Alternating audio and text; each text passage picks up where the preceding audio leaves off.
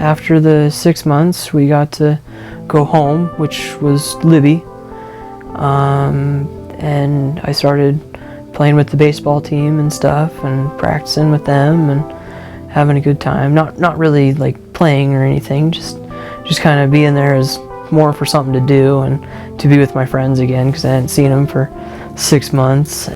School started, and I was a junior, and I'd kept up with all my schoolwork, so I was able to be with my friends and stuff still, and go to classes with them, and we had it set up, so I had a pretty easy schedule and everything, but I still took the AP classes, graduated in the top 25, and I like to say this, but I did it in 3.5 years. I tease all my friends because it took them 4 years, it only took me 3.5, and they get mad at me. I'd been working throughout the summer to get ready for college and everything. I was gonna go to FVCC and over here in Kalispell, so I moved over in August, and my dad actually lives over here, and so I was staying with him and my 2 little sisters and my stepmom, and I came over to start college, and a couple weeks later I had scans again over in Spokane, so I took a couple days off from school, and my dad and I went over and did the scans, and then got back, went to school, and was feeling pretty good and everything, and then I get a call from the doctor, and she said that stuff had come back, so it would mean that I had to start treatment again, which really sucked, because I mean, I was just starting college and stuff, and was just starting to really feel like a kid again. We did radiation on spots in my hip and more along my spine. I did that for a week, and then we found a trial in Seattle, and we flew over on a Monday really early in the morning. We got there at like 7, and the appointment wasn't until 9, and so then we had to figure out what to do without a car in Seattle, and trying to and I really couldn't walk around a whole lot. My hip really hurt, and everything, but we finally got to the hospital, and I signed the papers, and we went back to the hotel for a little bit, and then we went out to dinner, went to bed that night, got up in the morning, and my mom and I were joking around and all this other stuff, and I went to get in the shower, and I just slipped a little bit, didn't fall or anything, and snapped my hip, and the paramedics were called, and I was taken to the hospital and all that, and now I have a rod in there, and that's really comfortable. And also, when they put the rod in, they had to drill into tumor, because there just wasn't anywhere else to put it, and so that made the tumor go crazy, and just basically from my knee up is just one solid tumor, and so I was able to get around for quite a while on just one leg, just kind kind of basically going from my bed to the wheelchair, or the wheelchair to the bed, or to just small movements. I mean, basically standing up and then pivoting on my foot, and that lasted for quite a while, and then I hurt myself again. I was going from my bed to the wheelchair, and my leg felt really weak and just couldn't hold me, and it wasn't working anymore. So now I'm immobile, but I look at it as I got an extra 4 years of walking, honestly, because when I was first diagnosed, there were lots of doctors that came to my room and couldn't believe that I was walking and everything. After the trial in Seattle, after it didn't work out, and it didn't work out for any of the patients that were on it, after that ended, I talked to the doctors over here in Kalispell, and they had just gotten a pediatric oncology doctor. So Clay called and said, "Hey, could I just come and talk to you about what my options are?" And so, not knowing a whole lot about his past care, I said, "Sure, come in tomorrow." And in walks this guy who, I mean, just everybody looks, because he just has this power about him. And behind him trailed a huge extended family. So mom, stepdad, dad, stepmom, just all these people that cared about him. And so seeing how many people were there, we're like, okay, we're not going to go to an exam room, we're going to go into the conference room. So we sat at this big corporate conference table, which can be somewhat impersonal, and Clay led the show. He asked question after question.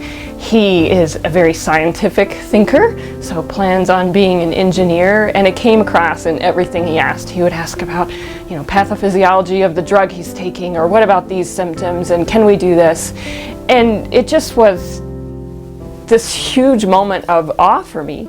And I've done this for many years, and I think met a fair number of patients, and Clay was different in his power and what he wanted, and just this clear direction of where he wanted things to go and what he was willing to do to beat this cancer came across minute by minute.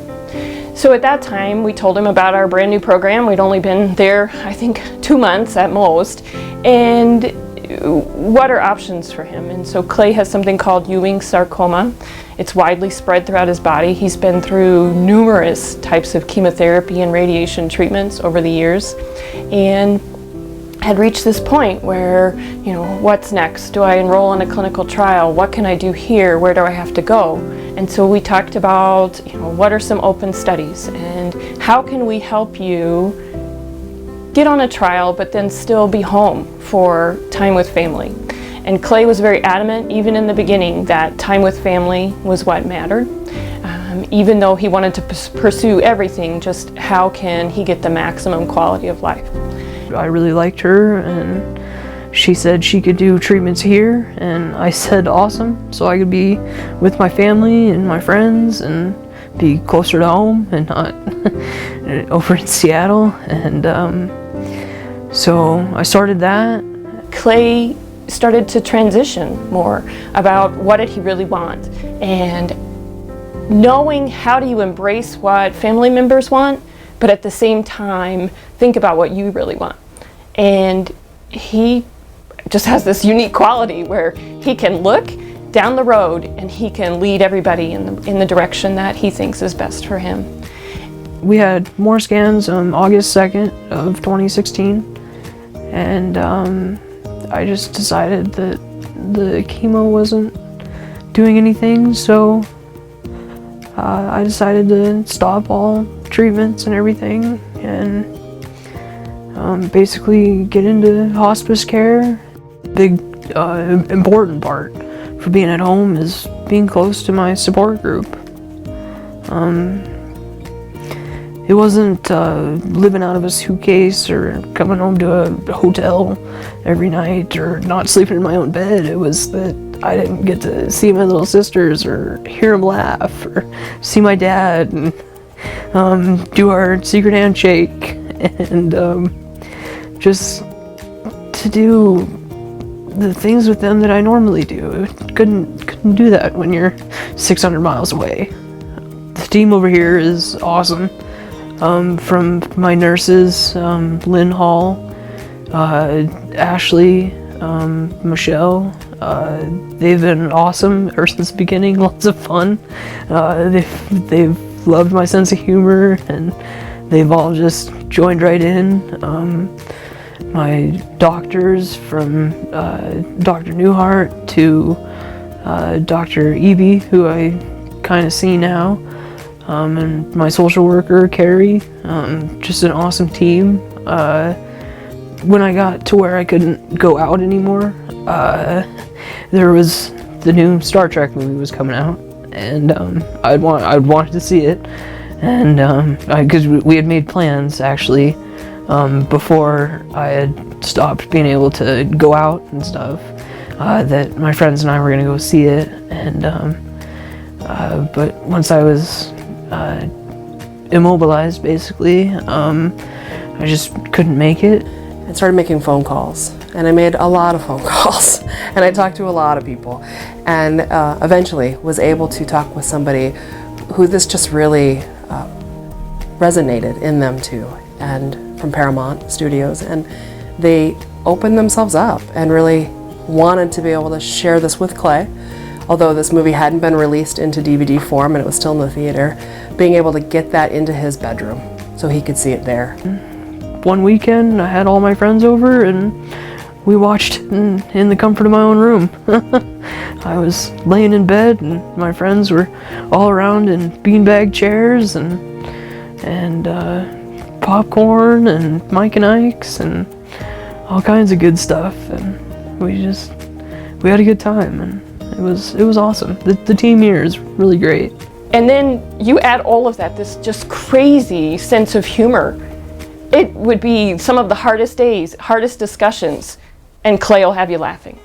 And my dad and I were just joking around, and they asked, do you guys need anything else? And we were like, oh, a big flat screen TV and a PS4 in here would be pretty nice. And the next week I came back and there was a PlayStation 4 and a flat screen TV on the wall. And we kind of looked around and we're like, huh, I guess we're a little more powerful than we thought. Every time you come into clinic, you could do a paper called Review of Symptoms, and it's just to let us make sure we address any problems that he's having.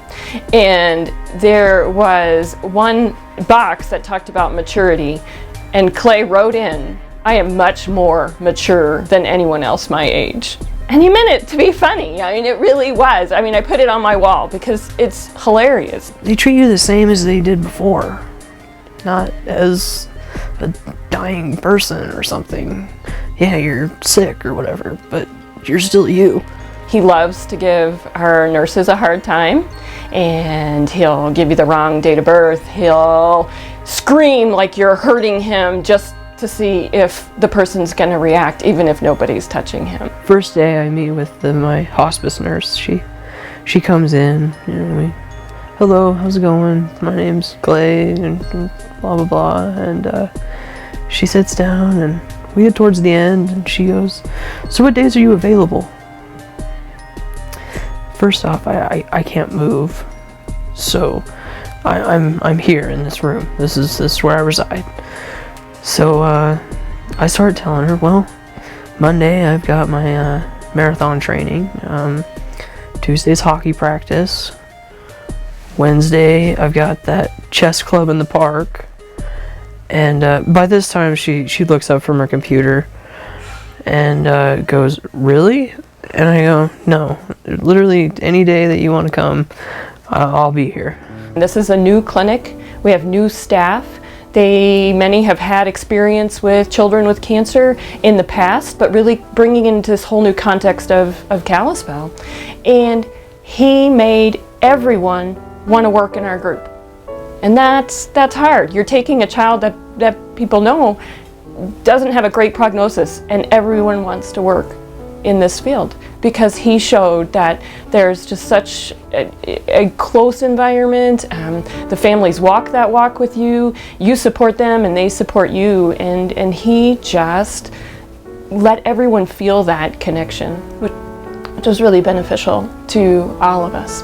And I can't thank him enough for entrusting us. I gave a baccalaureate speech and I said that there's not going to be a cure for cancer. It's going to be willpower and the strength of people. It's not going to be some drug.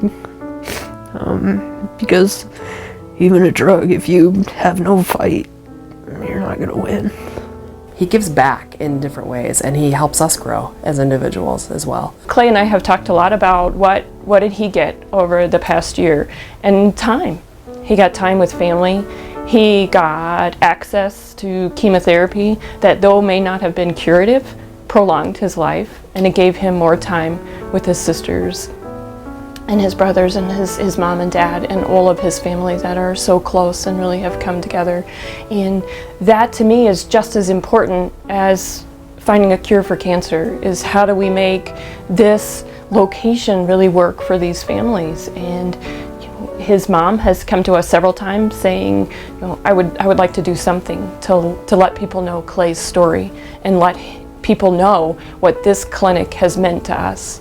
And I think most of us are pretty modest and don't want to take any credit, but to me it has been humbling and just such a great honor to take care of him and to give him that time. He lets us in, and he was able to really share his experience with us and let us walk alongside him.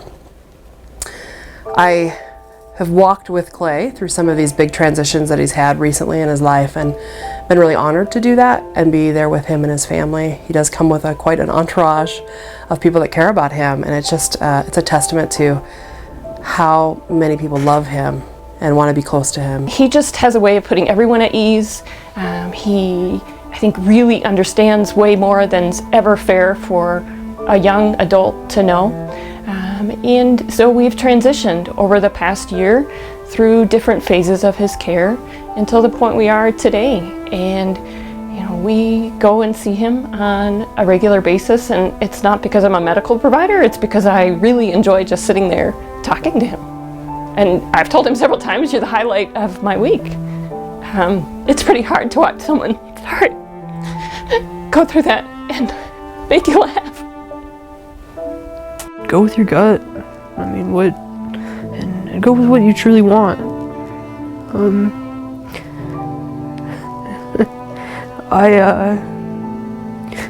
These last 2 years, I did the chemo for my parents. I didn't do it for me. Which is not something I guess I should say I don't regret that. But I wanted to be here longer for them, for my friends and my family. I wasn't worried about me at all. I worry about them and how they're gonna deal with everything. But my advice is just keep going strong. Don't quit just because it gets hard.